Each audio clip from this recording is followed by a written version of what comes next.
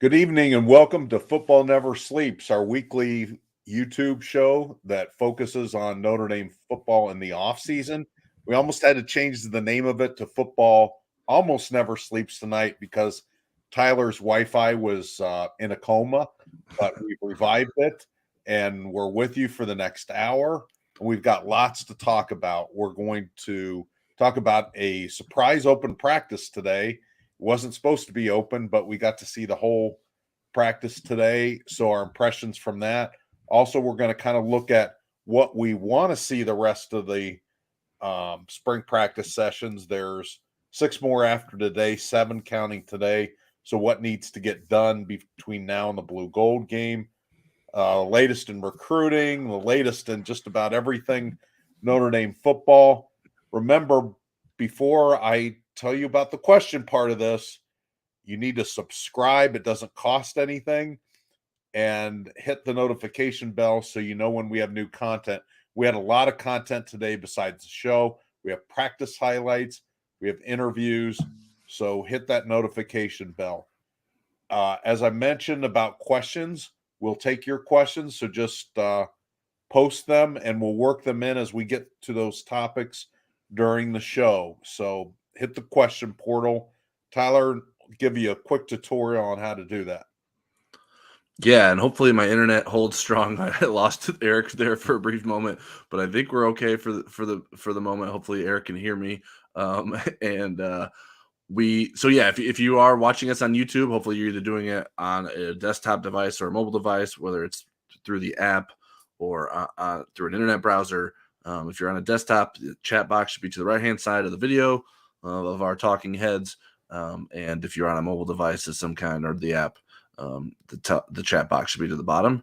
We appreciate any comments or questions, and so please send them our way, and we will mix those in throughout the show as we begin our discussion about what we saw today at the Irish Athletic Center and the LeBar Practice Complex. So again, this today was not even supposed to be open at all, and then it was going to be open for a little bit of it so that we could get, people stretching, pictures of that and stuff. And then I think it was just such a nice day. We're outside. They just said, you guys can stay. So we got to see quite a bit. We got to see special teams, 7-on-7s, 11-on-11s, 1-on-1s. Let's start with the offense first, Tyler. And I think probably the thing people want to know the most about was there improvement in the offense's overall performance from the last time we saw them on April 1st? I would say there was improvement, but that is more because of how bad it was last time. It wasn't necessarily spectacular today. I thought the offense looked better, whether it was the number 1 offense or the number 2 offense when Tyler Buchner was running things during scrimmage sessions. And it's not, they weren't exactly lighting up when he was out there either, but they were able to find some consistency, at least in some of the RPO games, getting Tyler rolling to his right and making relatively easy throws to guys moving to their right, moving to his right as well, and get some yards after the catch and get things moving. So just another, I mean, we saw a lot of plays and we didn't see very many big plays.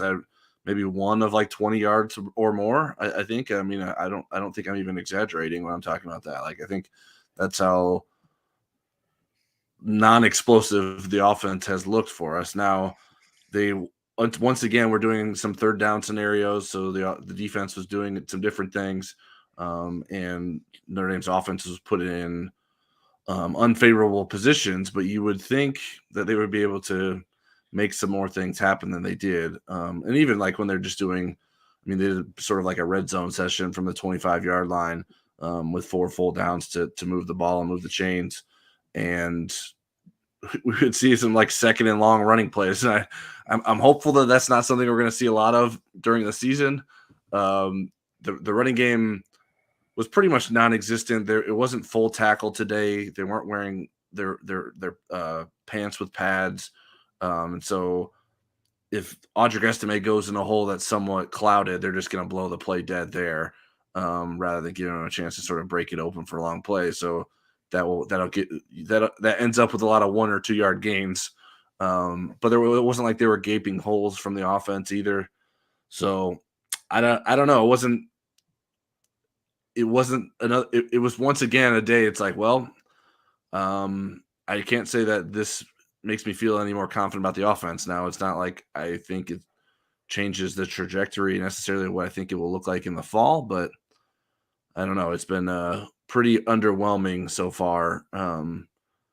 Whether it's Sam Hartman in there at quarterback or Tyler Buchner. What are your thoughts, Eric?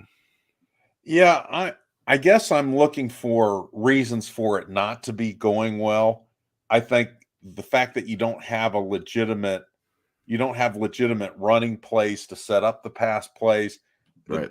the defense seems to know what's going on, so they can kind of cheat to it. And yet, I actually, going into spring, thought the offense was in a better position to be the better unit this year than the defense. And the fact that the defense is playing well, I think, is a positive. Mm-hmm. What I think I expected maybe a little bit more today was a little bit more sharpness from Sam Hartman. And this will get into some of the things that we're talking about need to be resolved before the end of spring practice. Uh, but again, he didn't look sharp today. I mean, you wouldn't have walked in and said, "Wow, that's the guy that everybody's swooning over." And yet, I think that guy's still inside of there, and at some point, that's going to come about. When you watch him again in separate parts, not playing against the defense, you see the arm strength, you see the precision, and so forth. It's really seems to be a matter of timing and chemistry, which when you're trying to work, 10 different receivers and with 4 different quarterbacks, I think there's a limit to how much you can accomplish with that. So that's one of the reasons I think by the end of the spring, they certainly need to narrow down that wide receiver rotation. And I was initially in favor of making a quarterback decision. I don't think you could make it today, or it wouldn't be Sam Hartman, but I do think it will be Sam Hartman. And so I'm still optimistic that things are going to work out. Again, you look at these guys in drills and you say, wow, that's a heck of a running back room. And we're just looking at Jabron Payne and Audric Estime. You look at the wide receivers and you go, well, there's pretty good talent there. You look at the tight ends, even without Eli, Raridan, and Kevin Bauman, and you say, well, there's a lot to work with there. But when you put it all together right now, they labor on offense. And so I'm curious what this is going to look like in another week and a half when we see the blue gold game. And there's a whole bunch of practices between now and then. Yeah, and it's against a defense that is being put in position to pressure the quarterback and make plays. But it's not like this is a defense that we thought was going to be lights out from the start of spring practice. At least, I mean, that was my perception. I don't know if you agree with me there, but I don't know if certainly the offensive line hasn't been stellar. And I think we can attribute that to having 2 new guards in there and sort of continuing to work out the chemistry of that. And obviously when you're throwing blitzes at guys, that communication is vital. And so when you have new guys in those roles, you're going to have some hiccups from time to time. And then when you're talking about new quarterbacks in the mix, making sure they're communicating the protections, there's all kinds of variables there that can throw things off. But the offense just doesn't seem very good at counterpunching right now. And now maybe they're doing better jobs of that when we're not there. Maybe their counter punches or punches they don't want us to see. Yeah. But it sort of feels like the offense is playing with one arm behind its back when we're watching. And I don't know if that's intentional or not. My hope is that it is for Notre Dame's sake. But it's just really not been that impressive. And maybe we were too gaga for thinking maybe I don't want to speak for anyone else, too gaga for thinking Sam Hartman would just walk in and they'd look pretty clean right away, but it certainly hasn't. Well, I mean, one thing we learned from last year is the offensive line takes a while to cook. And when they started the year without Jarrett Patterson, it took them a few games before they started looking like one of the better offensive lines in the country. They certainly didn't look at in the first few games, including against Marshall. And so once Jarrett Patterson became a part of that, that's again one of the reasons I think there's really no reason to carry that competition through the summer and into August and then finally name somebody the week before the Navy game. I think you probably have good enough data right now to name Billy Schrauth one of the starters. And then I think the other, I mean, I wasn't too impressed with Rocco Spindler until today. I thought he fought for that position a lot harder today. But once again, the chemistry is so much, seeing it all through one lens is so much a part of that. Even if you have five great pieces, if they're not all working together, it's pretty easy to make that. And that's where Notre Dame is offensive line oriented. Once you get that fixed, I think the other positions are going to look a lot better. Yeah, and I don't like sort of like what I was saying with Notre Dame's offense isn't counterpunching well. Like I'm guessing Jared Parker isn't like saying, well, our offensive line isn't gelling right now, so let's just run a bunch of quick passes and like bandage over that weakness right now. Well, there's no need to do that in the spring. You need to test your weaknesses and force them to get better.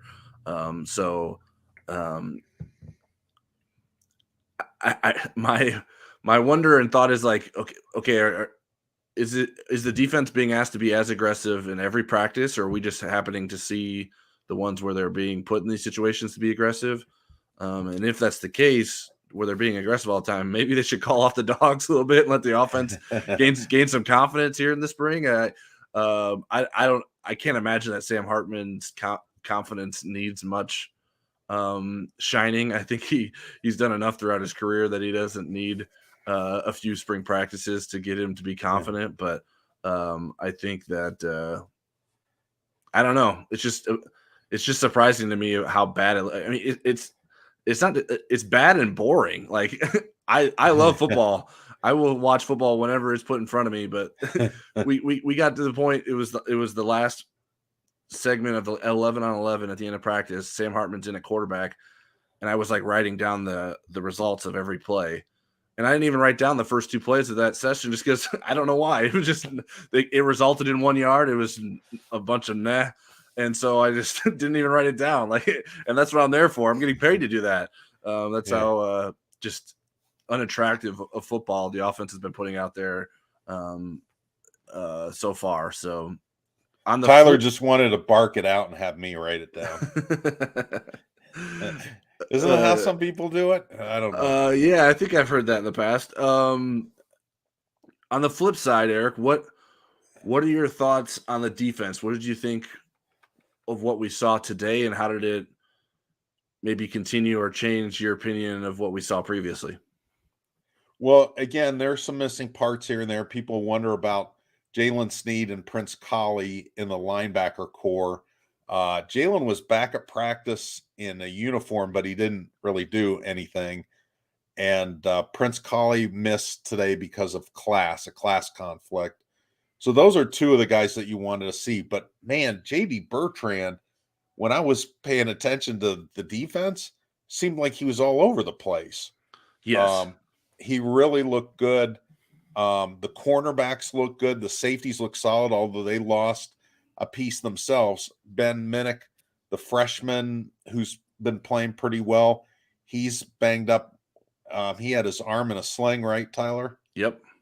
And then so they were really thin on safeties. Tyler mentioned in his practice notes that they had to bring Ramon Henderson back into play with the threes because there wasn't enough safeties to do that. Yeah. The defensive line has surprised me both in quality and quantity of the different contributors. Like there were some new guys today, like Aiden Gobira had some nice reps today. Mm-hmm. Jordan Botello, who I wrote about this afternoon, has continued to impress me. It's I like where the defense is headed. I'll tell you another guy that's been kind of impressing me too is the backup middle linebacker Nolan Ziegler. Hmm. And if I'm not mistaken, he was maybe taking some reps, um, not just at middle linebacker. Maybe it was weak side, or maybe I was imagining things. But I think uh, so. Unless, I mean, they were pairing him with JD Bertrand, so unless yeah, they were moving JD to Will, okay, I mean, I wasn't necessarily monitoring it okay, that closely, but they were taking some reps together. Now, maybe that's just because Prince Collie wasn't practicing, and so they were just moving guys around and making the most of it. Even Jack Kaiser was playing more inside than we had seen earlier in the spring, although I think both you and I are proponents of that. So they were mixing and matching a lot at the different linebacker spots. And Nolan Ziegler has been given a number of opportunities, and Notre Dame's coaching staff seems to like what he's doing and the way he's progressing. all And right, that's someone that's coming way off the radar, and a guy that wasn't yeah, really pushing for much of anything last year, which is understandable.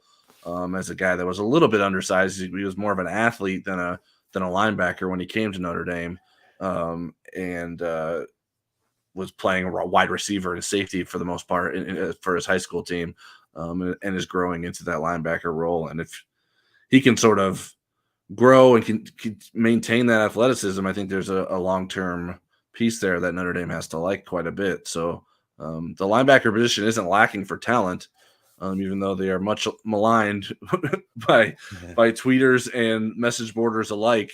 But they would have been impressed. Well, maybe they wouldn't have because they just don't want to be impressed by him. But JD Bertrand, I thought, played his tail off today. He had a couple right, of pass breakups, and they weren't just like pass breakups where like he's playing middle linebacker and a ball's thrown in the middle of the field and he makes a play. Like he broke up like a pass to the flat on, I think it was maybe fourth down, and beat Jabron Payne to the ball and just said, no, you're not catching this. right, And I thought that was really impressive. And I think he's been flying around and playing like a guy who's played quite a bit of football. And I imagine he's the kind of guy with so much experience that thrives in these different scenarios that they're putting the defense in, and the advantages that Notre Dame's defense is giving itself by sort of forcing the offense to play on its heels rather than being the attacking side.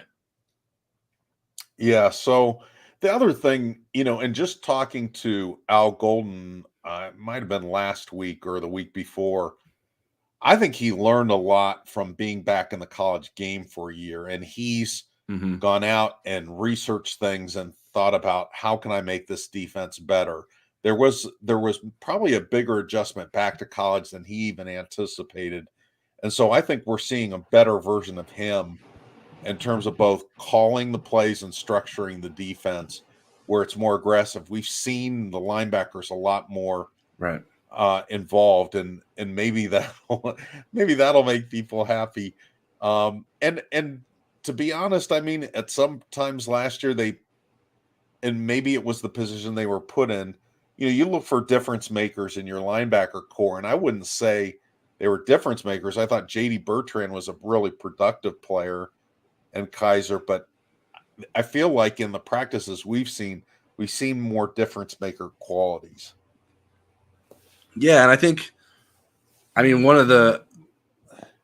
the risk of like all these different exotic things that they're doing defensively is that you could end up with some blown coverages or some guys left wide open, and there haven't been a lot of wide open receivers. It's not like um, Notre Dame's offense is missing wide open guys. I mean, there have been a few of those circumstances, but the secondary seems to be holding up well and communicating well and making sure that there aren't any kind of busts like that.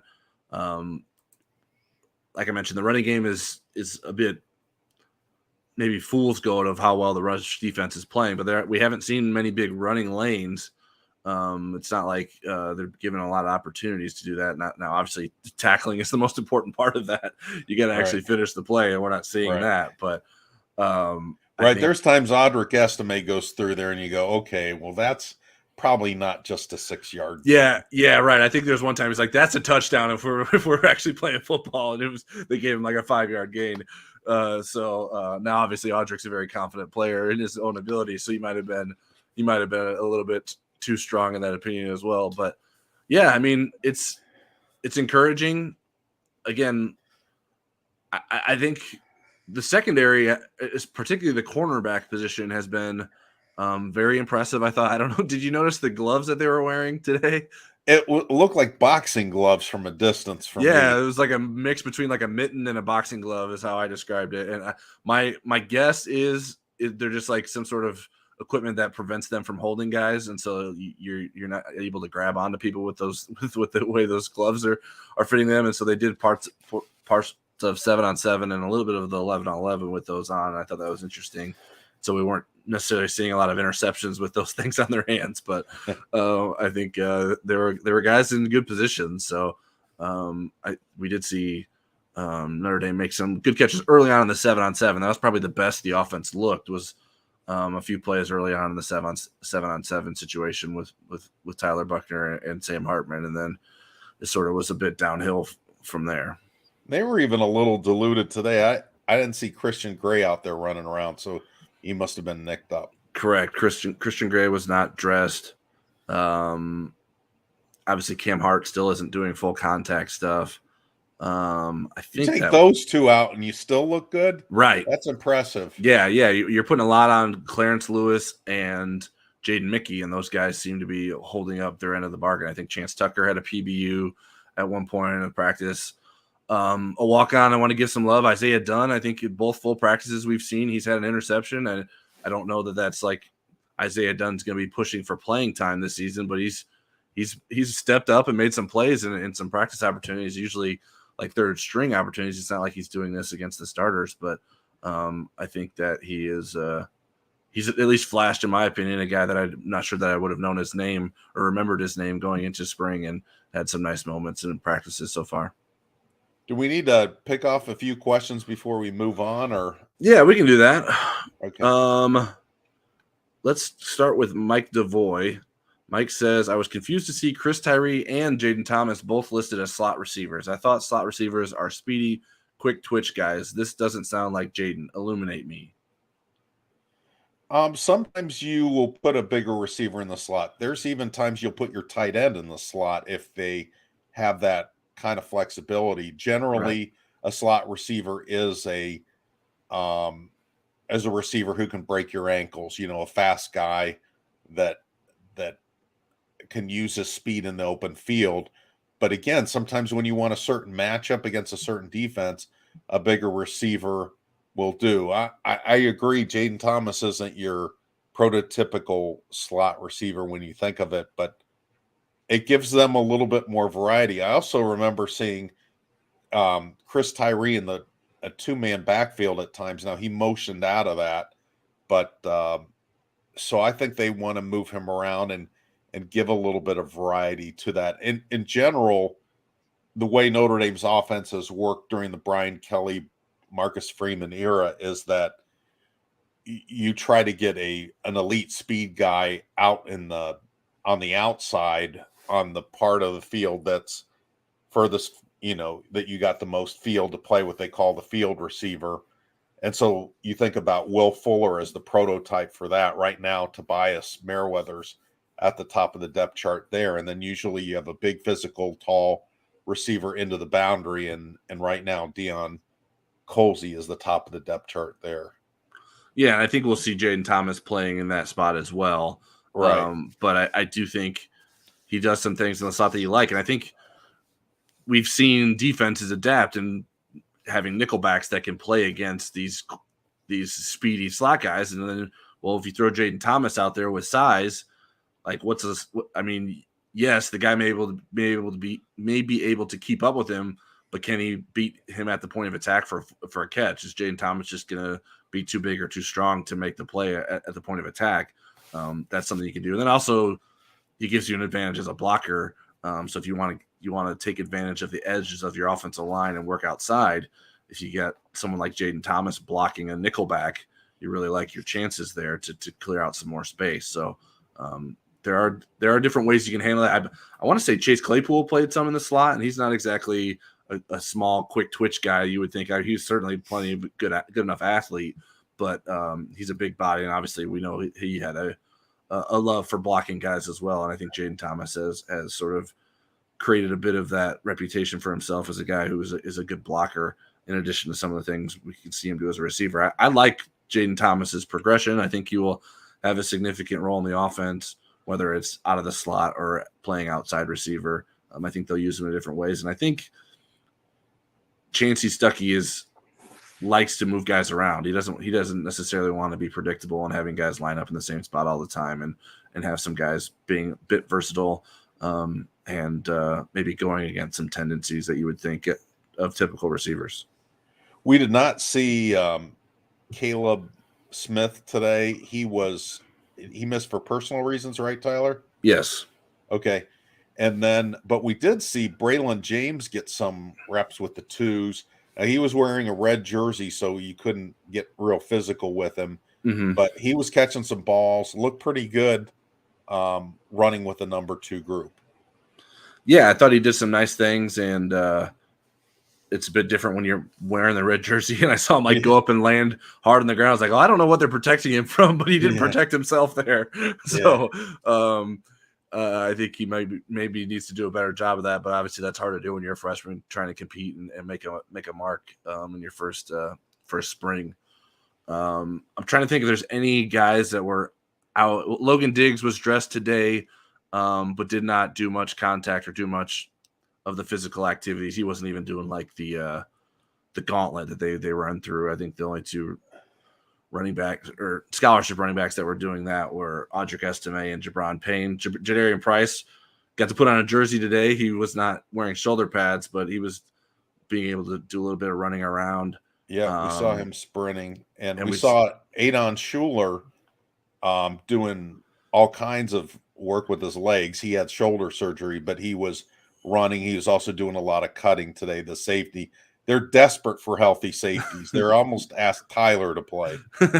Yeah, I think it was that last week when I talked to Ramon Henderson. He's like, yeah, we're dropping like flies. Now, I don't know if he was alluding to Ben Minnick when he said that, but he's just like, it seemed like every other day we keep losing a safety. Yeah, they are thin for bodies there, and probably more evidence or reason to try to bring in another body there at the safety position. The problem is that sometimes these guys in the portal have their own injury histories, so that can be a bit difficult of knowing of whether or not the person's going to be able to stay healthy when they get here. And as a reminder, we've been doing this. I think everybody's been doing this, saying that the portal spring period is May 1st through 15th, and it initially was. It's actually April 15th to April 30th when people get in the portal. So you will see the Notre Dame guys that at the beginning of spring practice that had left the team, you'll see them jump into the portal probably this weekend. You'll also see a whole new batch of players across the country. Probably not as many as we saw in the December-January period, but some big names and some good names to look at, and that'll start happening Saturday. All right, let's hit some more questions. This is from Cousin Luke, and he just said how about, because he asked about other guys before this. How was Javonte Jean Baptiste or the freshman Drake Bowen? Javonte Jean Baptiste, he did not seem to do much at practice today. I don't know if he's dealing with something that's nagging him. Drake Bowen was practicing. I noted him mostly when we were in the special teams portion of practice. I didn't see him doing a lot with the linebackers. He wasn't. We mentioned that Nolan Ziegler was given some opportunities. They didn't really bring up the freshman beyond like the third string, at least, or maybe there's doing some second string stuff. But I didn't see him make a play of note. But he was thrown in the mix to. At the end of this special teams session, which was honestly might have been my favorite session of the day, where they were just doing a drill where it's basically a guy running downfield to cover a punt or a kickoff, and then a blocker is trying to cut them off and prevent them from getting to their target.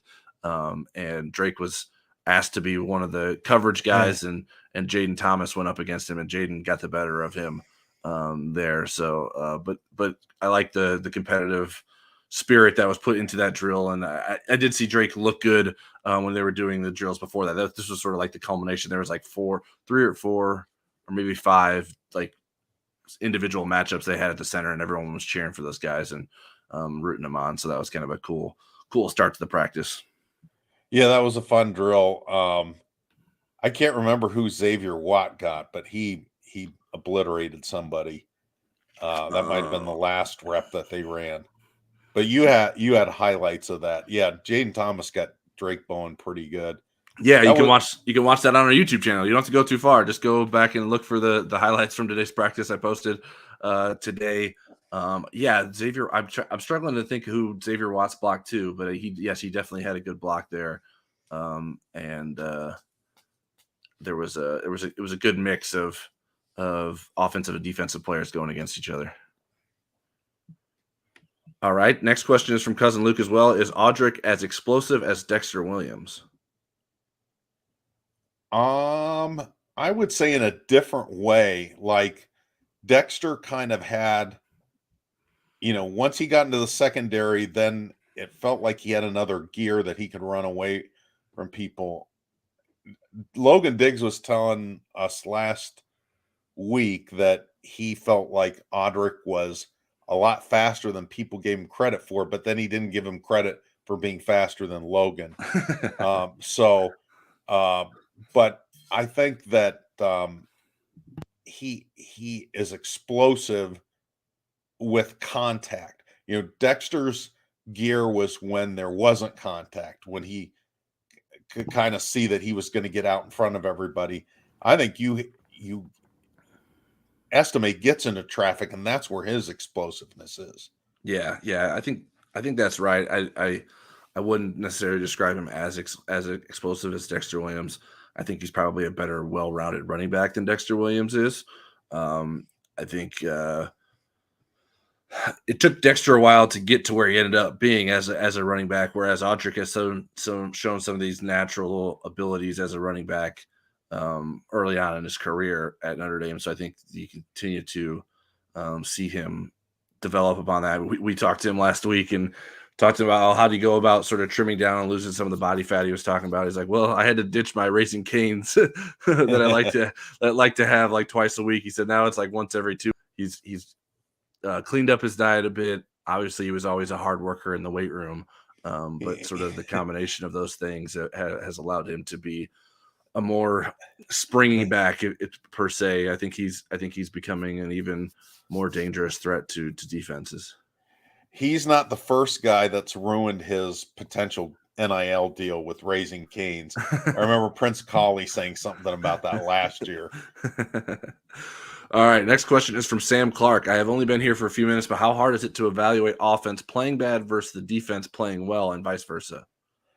Really difficult. I remember talking to Niles Morgan about it. Now, this is back when Brian Van Gorder was the defensive coordinator.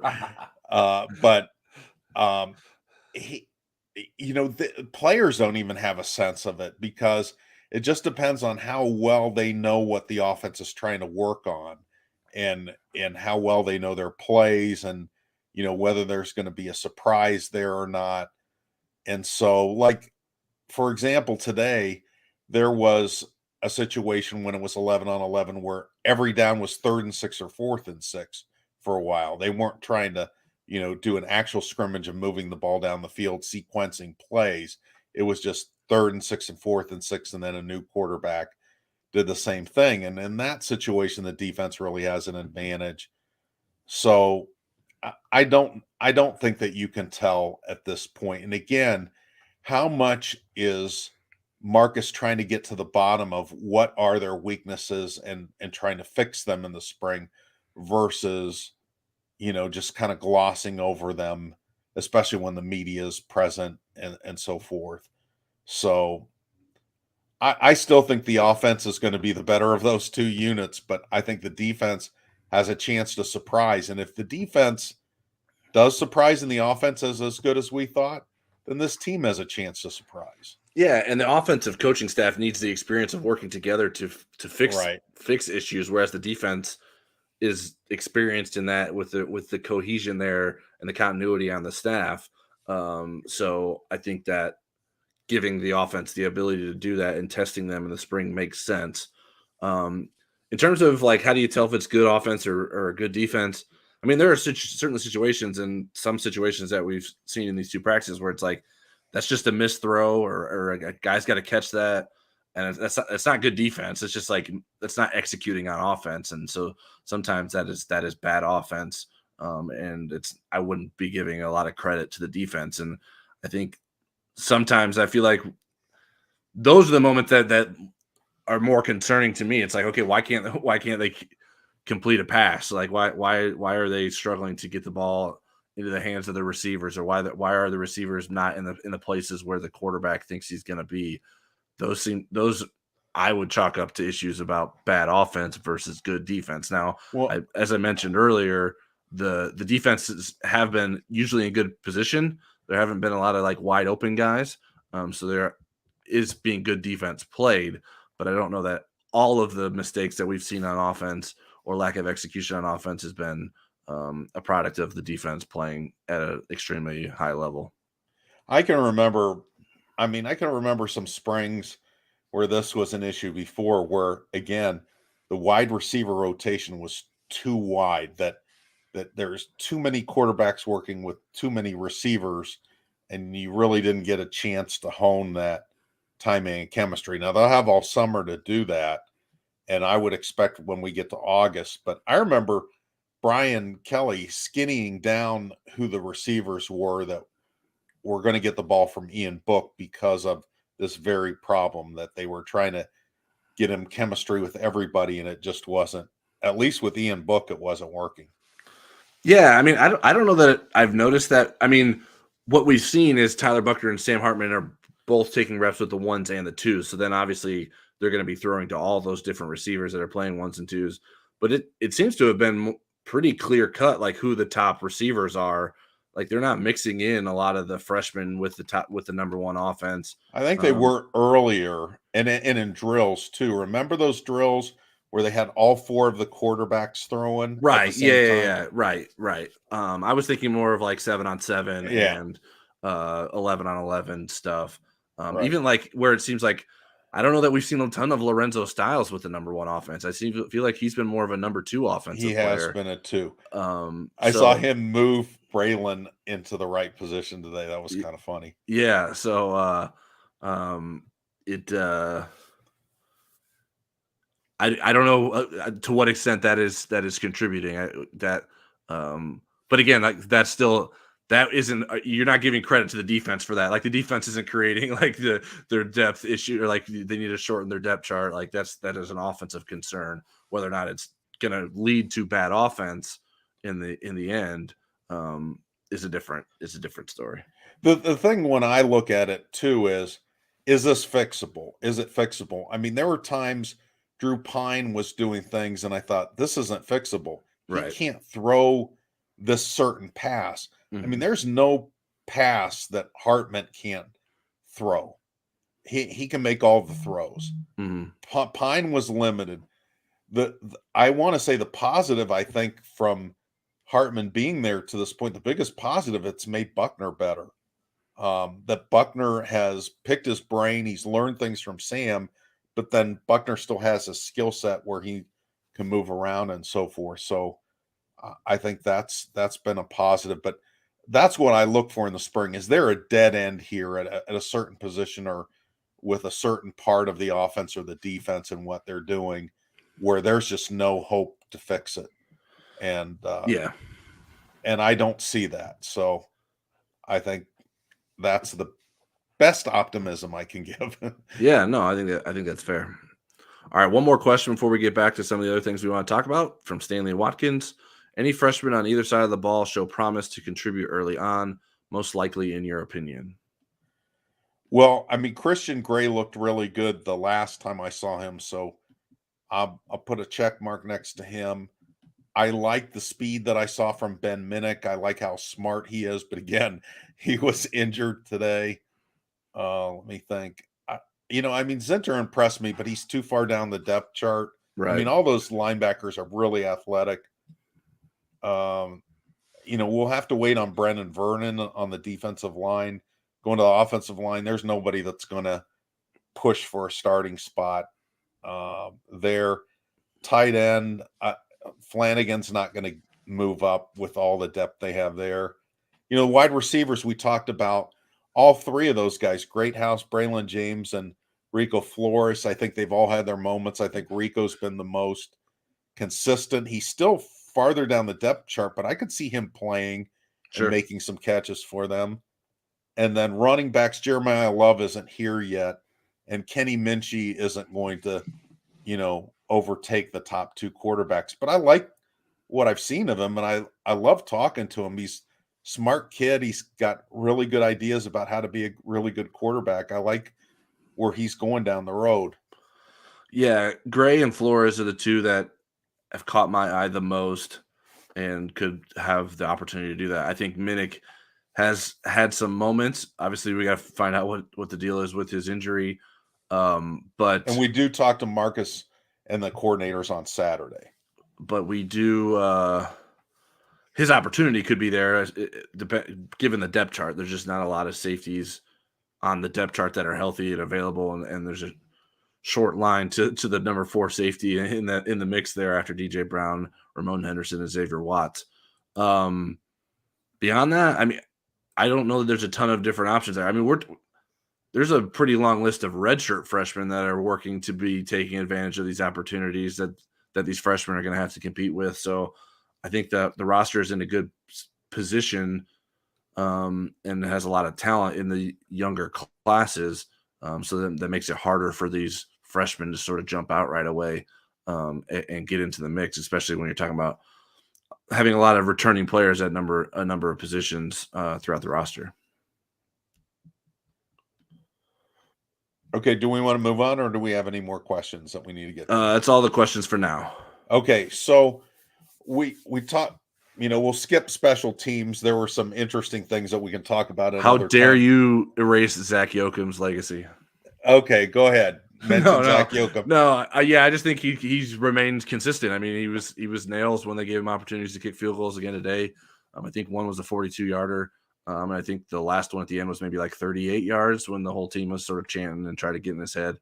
But it just an impressive kid that's sort of made the most of his opportunities. I don't necessarily expect him to kick field goals in the fall when Spencer Schrader is here joins the team in the summer and with a chance to become the starting kicker from South Florida.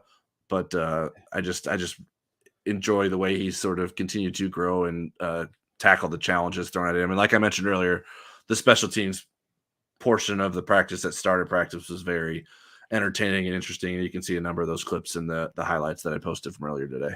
Okay, I'll add to it. Marty Biaggi had the kickers working on pooch kicks and on squib kicks and onside kicks, very precise. They had to hit targets and so forth. It was pretty interesting watching them do it. And Yoakum actually was pretty good at all that stuff.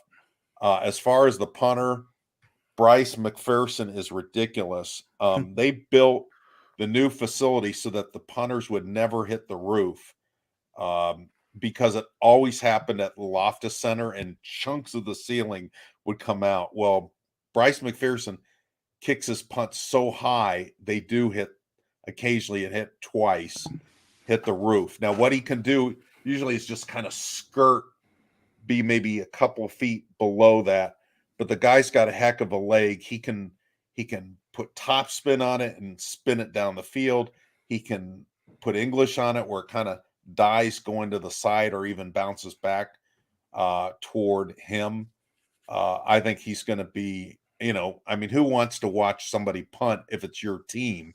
You don't want to ever punt, but he's going to be a weapon in terms of flipping the field. All right, let's start talking a little bit about what we hope to see or learn about this Notre Dame team the rest of spring. We're not going to get a chance to physically see a lot of it happening on the field, but we'll be learning a lot about it. And then obviously the blue gold game will be the capper of that. Eric, what are the top things that you want to see or learn about this Notre Dame team as we close out spring practice? Well, I'll run through them all, and then we can go back if something sounds interesting to you. If I'm not asleep, you mean? Yeah, yeah, or your internet. Determine the timetable for naming the number one. I think ideally, if you could, to be able to name it by the blue gold game, so that you could go into summer knowing who your leader is, getting that number one quarterback situated with a first group of receivers.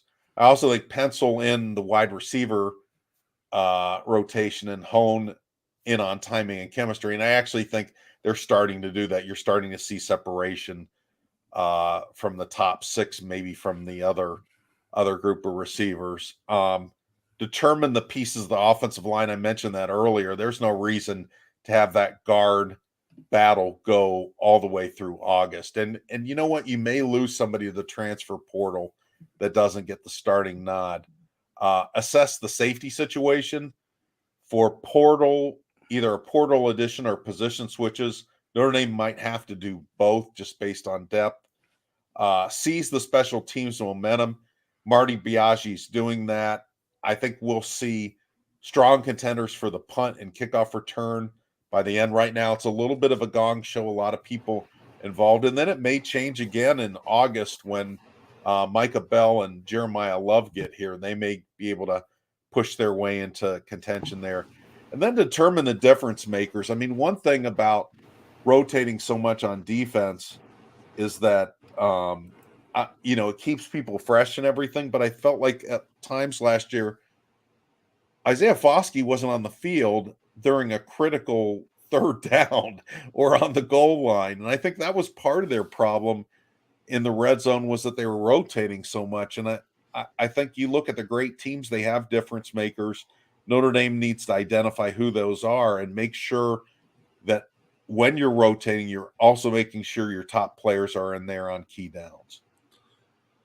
Yeah, I sort of picking on the D line there. Like I'd like to sort of know who the top 8 guys are and figure out. I mean, you don't have to limit yourself to 8, but sort of beyond that, maybe figure out if there's niche roles for guys. But I think figuring out, okay, here's what we have. This is what we feel the most confident in moving forward. I think that makes a lot of sense. I think with the offensive line, it seems sort of penciled in to me. Like every time anymore, we see Billy Strouth and Andrew Kristofic out there. Now maybe Michael Carmody falling down the depth chart was related to his injury issue, but I think we all sort of felt that was more of a him getting a chance as the experienced guy versus him being the favorite to win that spot. So I think it's probably going to be Andrew Kristofic and Billy Strouth, and haven't seen a ton to dissuade me from that. And we will talk to Joe Rudolph on Friday, so we can certainly ask about that. Yeah, maybe he's going to just start his press conference with us. It's like, here's my starting 5. Eric Hansen. I heard you wanted this from me. No, Joe is he's a very kind communicator, at least in our limited experience with him. So I wouldn't expect him to speak like he does to his linemen at times during practice. I like the quarterback thing. I need to know more about what Sam Hartman has looked like, or what the difference between those two has looked like when we're not there. Right. It doesn't seem like, listen, I think Sam Hartman's going to be the starting quarterback, but I think Tyler Buchner has played pretty well. He did today. And I don't know that when we've seen Sam Hartman, he's looked lights out. Not that he doesn't have the ability to be better than what he's played, but so I don't know. I think it might be a little cheesy to name him the starter if he hasn't really played that well in the spring. It's like, well, what are we even doing here? Like, what was it? This competition was a sham to begin with if we're just naming him the quarterback if Tyler Buchner's played better than him. Well, let me ask you, this is the point I tried to make the other day. Shouldn't Tyler Buchner, if he's not going to be the number one, shouldn't he have a chance to know that when the portal's open? I mean, if he really wants to be here and really trusts that he's being given a fair shot, and trusts that even if Sam Hartman's number one, he's going to be a better quarterback for the experience. Otherwise, I think if you just say, well, let's not name it until after the portal closes. So, and then you're going to have a disgruntled, potentially quarterback. I don't know, but again, based on today, there wasn't that separation. That's what made me second guess my whole column. Maybe I'll delete it, but but that I was anticipating more of a separation the next time we saw them. Yeah, I mean, I don't know. I mean, there's so little guaranteed in college football. So why does Tyler Buchner? I mean, I understand if he wants to know that, but like, they don't owe it to him to say that he still has a legit shot to be the number one. Like, hey, there's a competition, and if you don't believe there's a competition, like, don't you think we gave you quite? I mean, it's not like he's not taking reps with the ones in practice. So, I don't know. I mean, I think Tyler Buchner's smart enough to know the reality of this is like it's going to be it's a tall task for him to beat Sam Hartman to be the starting quarterback, regardless of what has happened this spring. So whether or not the coaching staff tells him that Sam Hartman is the starter in the fall now or waits, I'd be a little bit surprised if he feels betrayed if like they don't name Sam Hartman the starter, and it just sort of feels like inevitable once we get to the fall. So I mean, he's still going to be one play away from being asked to do a lot for this offense. So I think I don't know that situation has changed. He didn't sound when we talked to him, and again, let's assume that he's being frank with us. He was very clear in what he thought the benefit of being at Notre Dame was, and that was that he continued to improve. He didn't say, I need to be the starter or I need to have at least a niche role. He said, I need to be improving. And at that point, he felt like he was. Yeah, and I think from what we've seen, I think we would agree with him, right? I would agree. Yeah. So, yeah, I mean, to me, like, it's the bigger thing is like this chemistry issue that we haven't necessarily seen a ton of with the wide receivers. If they need to figure out a better way to handle that to make sure that Sam Hartman is getting on the right page with all these receivers, that maybe I would lean towards that being the reason to sort of come up with a better plan or maybe delineate this a little bit better than sort of like some need to be transparent with Tyler Buchner, because I don't know that they've ever not been transparent with him regarding the quarterback competition. They were with Drew Pine, and he was out the door. So yeah, I mean, there's still plenty of things that need to happen. I think like we've talked about that in the spring, it's not like the end. Like this isn't the last thing we see in the spring isn't what we should expect to see the first day of fall. Like it's going to be different between now and then. And there's still plenty of development that happens in those months, and movement that can happen. Right. The poster child for that forever will be Deshaun Kaiser. And the 2015 spring practices, he looked like the fourth best option. Montgomery Van Gorder looked better than him. And he even questioned during the summer whether he was in the right sport. He thought, well, maybe I should switch to baseball. And then he comes back in August and is a world beater. And then, I mean, if Malik Zaire hadn't gotten hurt, I still think he would have heard footsteps because Kaiser was coming. So another example of that was actually Tommy Reese. Brian Kelly was so concerned that Reese could never play for Notre Dame. He made Luke Massa and Andrew Hendricks come 2 weeks early to school to give them a little bit more of a start. They were June enrollees, and Tommy was an early enrollee, and then there was Dane Christ and Nate Montana. And he was like, this guy can't play.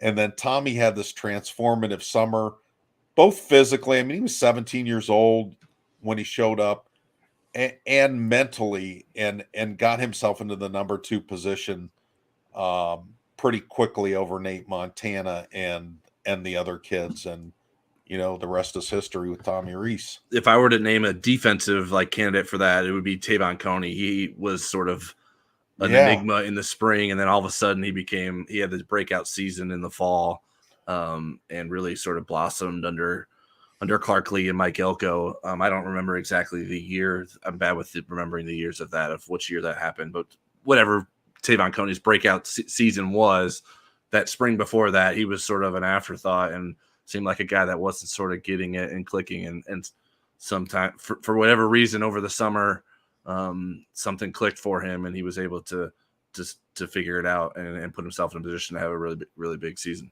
Conversely, there's guys that are winter warriors, Houston Griffith every year, and it never translated. And then spring warriors, Chris Brown, until his senior year, was the spring guy that kind of disappeared in the fall. Yeah. And then his senior year, he had a pretty good year. Is there anyone that's impressed you this spring that you think will be an afterthought in the fall?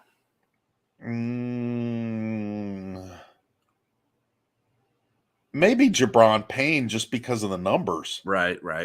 But I mean, he's looked good in his opportunities. Yeah. I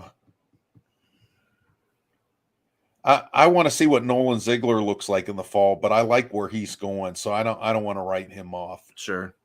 Yeah, so. I mean, maybe one of those cornerbacks, like whether it's Jaden Mickey or Clarence Lewis, maybe we're being a little bit fooled by how impressive they've been in the spring. I mean, Jaden Mickey was kind of that last year, right? He was the standout freshman cornerback, and then Benjamin Morrison said, "Watch this." So okay, Jason Anye is going to have to win me over too. Sure. I think That's he's flashed, but yeah, we'll see if he's sustainable because there's going to be a lot of competition. Yeah, how real is that?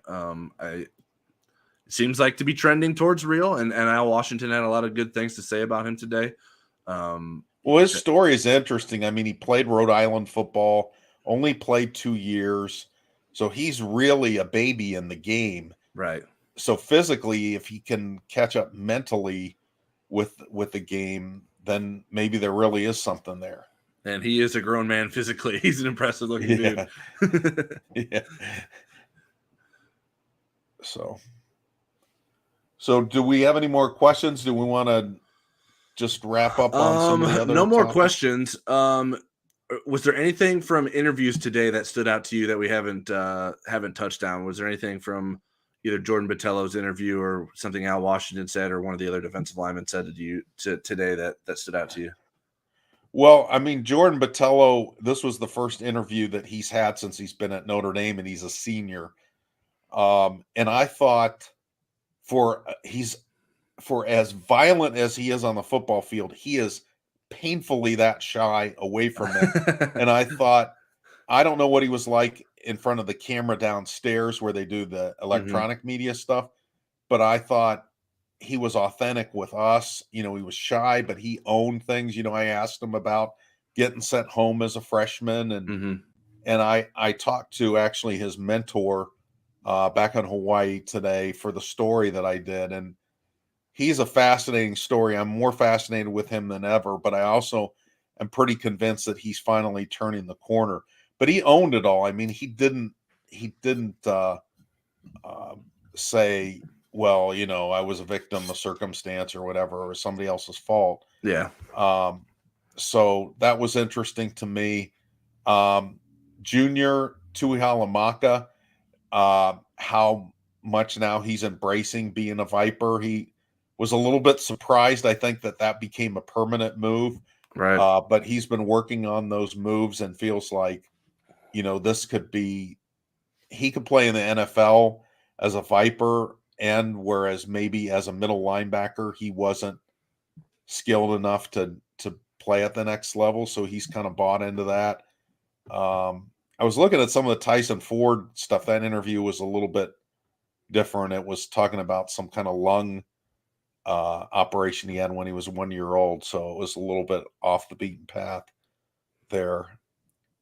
And then Al Washington just talking about the Vipers, how much they want them to have linebacker skills. We saw some of that last year with guys dropping, with the Viper dropping in the coverage. Right. A little bit more. It seemed like that was less frequent of a phenomenon back before, maybe in the Clarkley and Mike Elko years. But Al definitely has an answer for everything.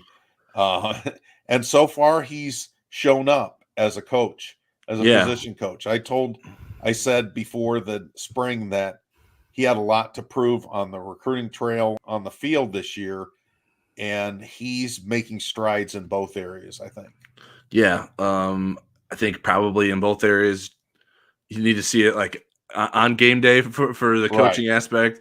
And then in terms of the recruiting thing, in terms of commitments and signees, like right. they're making progress there, but they're still sitting on the one defensive line commitment.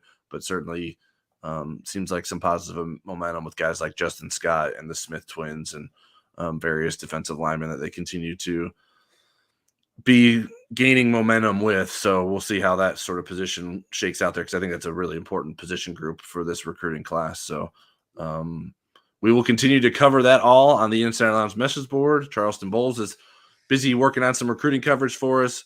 We'll have some more football coverage, obviously, throughout the week. We'll have an Inside Indy Sports podcast coming your way on Friday. And we will be back next week for another edition of Football Never Sleeps. So make sure you are subscribed, turn on the notifications so you know which day and time we are on. And then you can be mad Pray at me. for our Wi-Fi to work. Yeah, then you can be mad at me when we show up 5 minutes late, because 5 minutes before we get ready to start, all of a sudden I can't get internet pages to load. So thankfully we made it through. Hopefully you guys could hear us clearly throughout the show, and we thank you for watching.